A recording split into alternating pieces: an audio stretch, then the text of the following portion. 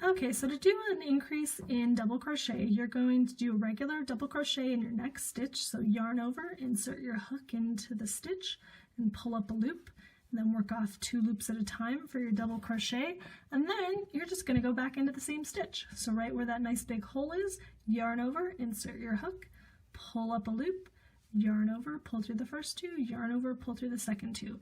So we've created 2 stitches out of 1. This might also be called a V stitch. I'm just going to do 1 double crochet in the next stitch so they don't get too crowded. This can be called a V stitch. You might see it as double crochet 2 times in your next stitch. So here's my first double crochet, then I just go right back in there.